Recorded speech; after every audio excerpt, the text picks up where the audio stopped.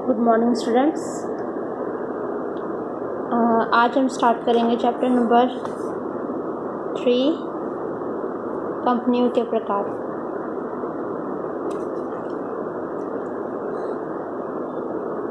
कंपनियों का वर्गीकरण। संयुक्त पूंजी वाली कंपनियों का वर्गीकरण कई आधार पर किया जाता है। समावेलन के आधार पर, दायित्व के आधार पर, अंशों के हस्तांतरण के आधार पर, स्वामित्व के आधार पर, राष्ट्रीयता के आधार पर और अन्य कंपनियां। समावेलन के आधार पर कंपनियां 3 प्रकार की हैं: चार्टर्ड कंपनियां, वैधानिक कंपनियां, पंजीकृत कंपनियां। दायित्व के आधार पर कंपनियां 2 प्रकार की हैं: सीमित दायित्व वाली कंपनियां और असीमित दायित्व वाली कंपनियां। अंशों के हस्तांतरण के आधार पर कंपनियां 2 प्रकार की हैं: निजी कंपनियां और सार्वजनिक कंपनियां। स्वामित्व के आधार पर कंपनियां 3 प्रकार की हैं: सरकारी कंपनियां, सूत्रधारी कंपनियां, सहायक कंपनियां। राष्ट्रीयता के आधार पर कंपनियां 2 प्रकार की हैं: देशी कंपनियां, विदेशी कंपनियां। और अन्य कंपनियों में हम लेते हैं बहुराष्ट्रीय कंपनियां और निष्क्रिय कंपनियों को। इसके अलावा अन्य कंपनियां जो है वो हैं अपंजीकृत कंपनियां, विनियोग कंपनियां, वित्तीय कंपनियां, फेरा कंपनियां, धर्मार्थ उद्देश्यों के लिए कंपनियां, एक व्यक्ति कंपनी। इन सब को एक्सप्लेन करेंगे हम। सबसे फर्स्ट है समावेलन के आधार पर वर्गीकरण। समावेलन के आधार पर कंपनियां 3 प्रकार की हो सकती हैं। पहला है चार्टर्ड कंपनियां। चार्टर्ड कंपनियां कौन सी होती हैं? चार्टर्ड कंपनियां होती हैं कंपनियों के समावेलन का सबसे प्राचीन रूप है ये चार्टर्ड कंपनियां। जब राजा रानी हुआ करते थे तब का है ये। इस प्रकार की कंपनियों की स्थापना राज्य के कुछ विशेष अधिकारों के प्रयोग के उद्देश्य से की जाती हैं, जैसे किसी क्षेत्र में शासन करना, सैनिक शक्ति को बढ़ाना आदि। ये कंपनियां शाही आज्ञा पत्र द्वारा या राजा या रानी की विशेष आज्ञा से समामेलित की जाती थी, इसलिए इन्हें चार्टर्ड कंपनियां भी कहा जाता था। ईस्ट इंडिया कंपनी 1600 ईस्वी में जो भारत में आई और बैंक ऑफ इंग्लैंड जो 1694 ईस्वी में स्थापित हुई, शाही आज्ञा पत्र द्वारा समामेलित कंपनियों के प्रमुख उदाहरण हैं। तो इसका जो सबसे बेस्ट एग्जाम्पल आप देंगे वो देंगे ईस्ट इंडिया कंपनी 1600 ईस्वी में जो भारत में आई थी। ये कंपनी किसी एक्ट के द्वारा नहीं बनी थी, ये राजा या रानी, ब्रिटेन की रानी के द्वारा बनाई गई कंपनी थी। चार्टर्ड कंपनियां बोलते हैं इनको। दूसरी हैं वैधानिक कंपनियां। इस प्रकार की कंपनियों की स्थापना के लिए देश की संसद या राज्य विधानसभा में विशेष अधिनियम पारित किया जाता है। ऐसी प्रत्येक कंपनी के लिए अलग अधिनियम पारित करना होता है। ऐसी कंपनियों को वैधानिक कंपनियां कहते हैं। प्रत्येक कंपनी के लिए अलग अधिनियम पारित करना होता है। वो कौन सी कंपनी होती हैं? वैधानिक कंपनियां, जैसे कि reserve bank of India, state bank of India, जीवन बीमा निगम। ये सारी कंपनियां कौन सी कंपनियां हैं? वैधानिक कंपनियां हैं। इन कंपनियों के नाम के अंत में लिमिटेड शब्द का प्रयोग नहीं किया जाता है, जबकि इनका दायित्व सीमित होता है। नंबर 2 पे थी वैधानिक कंपनियां। तीसरी हैं रजिस्टर्ड कंपनियां, पंजीकृत कंपनियां।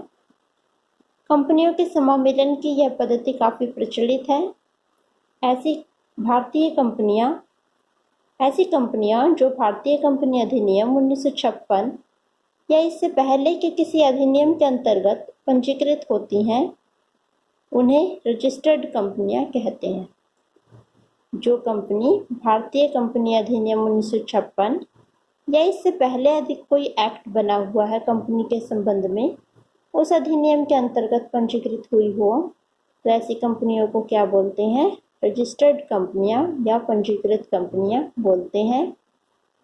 जैसे कि बैंकिंग कंपनी अधिनियम 1949 के अंतर्गत जो भी बैंक निर्मित हुए हैं वो सारे रजिस्टर्ड कंपनी है। बीमा अधिनियम है, इंश्योरेंस एक्ट है। और इसी प्रकार से भारतीय कंपनी अधिनियम 1956 है। ये 3 आपको एक्ट बताए हैं। Banking companies act 1949, insurance company act और कंपनी अधिनियम 1956। इनके अंतर्गत जो भी कंपनियां रजिस्टर्ड है, 1956 के बाद अधिनियम 2013 भी आ चुका है। तो इसके अधीन जो कंपनियां रजिस्टर्ड हैं वो है आपकी रजिस्टर्ड कंपनी। तो फर्स्ट पॉइंट था समावेलन के आधार पर वर्गीकरण। समावेलन के आधार पर कंपनियां 3 प्रकार की हैं: चार्टर्ड कंपनियां, वैधानिक कंपनियां और पंजीकृत कंपनियां। इसके बाद दायित्वों के आधार पर कंपनियों का वर्गीकरण किया गया है। दायित्वों के आधार पर कंपनियों को 2 भागों में बांटा जाता है। पहली है सीमित दायित्व वाली कंपनियां और दूसरी है असीमित दायित्व वाली कंपनियां। सीमित दायित्व वाली कंपनियां और असीमित दायित्व वाली कंपनियां। फर्स्ट जो है सीमित दायित्व वाली कंपनियां, ये कौन सी होती हैं? वो कंपनियां जिनका दायित्व एक विशेष राशि तक सीमित होता है। यह विशेष राशि अंकों का अंकित मूल्य भी हो सकता है और सदस्यों द्वारा दी गई गारंटी की राशि भी हो सकता है। तो ये कौन सी कंपनी होती हैं? सीमित दायित्व वाली कंपनियां। ये 2 प्रकार की होती हैं। पहला है अंशों के मूल्य द्वारा सीमित और गारंटी द्वारा सीमित दायित्व वाली कंपनियां। तो ये हमने पढ़ा है यहाँ पे कि दायित्व के आधार पर कंपनियां 2 भागों में बांटी हैं। एक है सीमित दायित्व वाली, एक है असीमित दायित्व वाली कंपनियां। सीमित दायित्व वाली कंपनियां 2 भागों में विभाजित हैं। एक है अंशों द्वारा सीमित दायित्व और दूसरा है गारंटी द्वारा सीमित दायित्व। ठीक है। गारंटी द्वारा सीमित कौन सा होता है?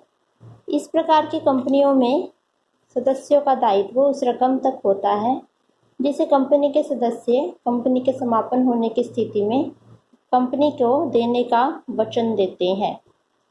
और ये जो वचन होता है, जो गारंटी होती है, कहाँ लिखी होती है? कंपनी के पार्षद सीमा नियम में इसका उल्लेख लिखा होता है कि कोई भी व्यक्ति सदस्य जो है कंपनी का समापन होने पर कितना अमाउंट देने के लिए वचनबद्ध है, वो होती है गारंटी द्वारा सीमित कंपनी। 2 कंपनियां हैं इसमें। इसके बाद है असीमित दायित्व वाली कंपनियां। यद्यपि ये कंपनियां जो हैं ये प्रचलन में नहीं है, अब प्रचलन में नहीं है।